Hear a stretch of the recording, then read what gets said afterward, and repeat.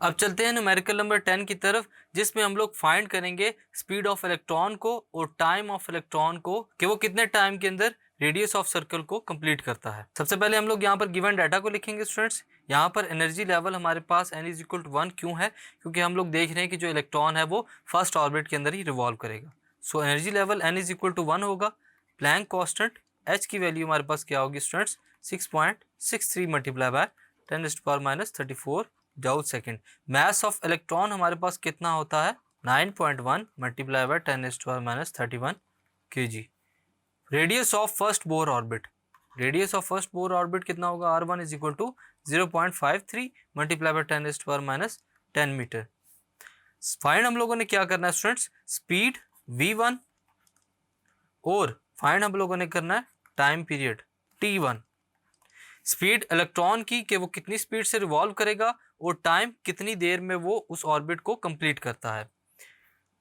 By using bore second postulate, bore के second postulate के accordingly हमारे पास जो फार्मूला होता है स्टूडेंट्स हाइड्रोजन एटम के लिए वो क्या है, mv(rn) is equal to NH/2 यहाँ से हम लोग इजीली स्पीड को फाइंड कर सकते हैं। mv1 ये वो स्पीड है जो इलेक्ट्रॉन की है, into r1 which is equal to NH/2।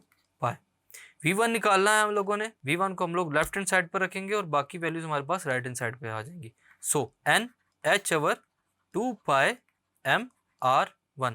Further हम लोग इसमें वैल्यूज को पुट करेंगे।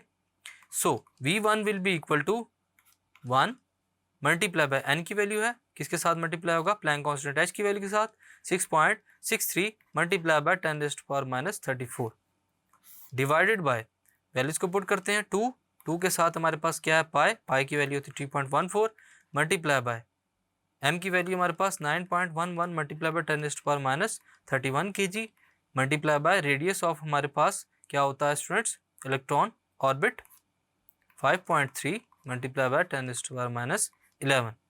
सो after calculation v1 will be equal to 2.19 multiply by 10⁻6 metre पर सेकेंड। इस स्पीड के साथ जो इलेक्ट्रॉन है स्टूडेंट्स वो हाइड्रोजन एटम के अंदर रिवॉल्व कर रहा है। अब चलते हैं पार्ट बी की तरफ, जिसमें हम लोग देखेंगे कि जो इलेक्ट्रॉन है वो किस टाइम पीरियड को फॉलो कर रहा है। यहाँ पर हमारे पास जो फार्मूला यूज होगा वो क्या है, speed is equal to distance पर यूनिट टाइम। और हम लोग यहाँ पर लिख सकते हैं कि जो स्पीड है वो किसके इक्वल होती है, डिस्टेंस कितना है कि वो सर्कमफेरेंस ऑफ सर्कल के इक्वल होगा, कि उस सर्कल के गिर्द जो है वो इलेक्ट्रॉन मूव करता है। तो इसको लिख लेते हैं, circumference of circle divided by time period. Solve हम लोगों ने करना है टाइम पीरियड के लिए। सर्कमफेरेंस ऑफ सर्कल हमारे पास कितना होता है स्टूडेंट्स, 2πr।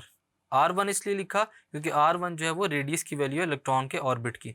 t1 हमारे पास वो टाइम पीरियड है जो इलेक्ट्रॉन के लिए फाइंड करना है।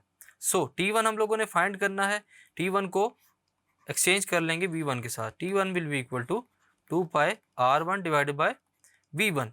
वैल्यूज को पुट करते हैं तो t1 will be equal to 2 multiply by pi की वैल्यू 3.14 मल्टीप्लाई बाय r1 की value 0.53 multiply by 10⁻10 metre divided by v1 velocity की वैल्यू को पुट करेंगे 2.19 मल्टीप्लाई बाय 10⁻6 मीटर पर सेकेंड।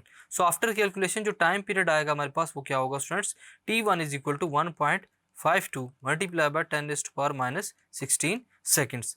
सो स्टूडेंट्स इस न्यूमेरिकल प्रॉब्लम के अंदर हम लोगों ने इजीली टाइम पीरियड और स्पीड v को फाइंड किया कि जिस स्पीड के साथ इलेक्ट्रॉन ऑर्बिट के अंदर रिवॉल्व करता है और कितने टाइम पीरियड में वो उस चक्कर को कंप्लीट करता है। Thank you.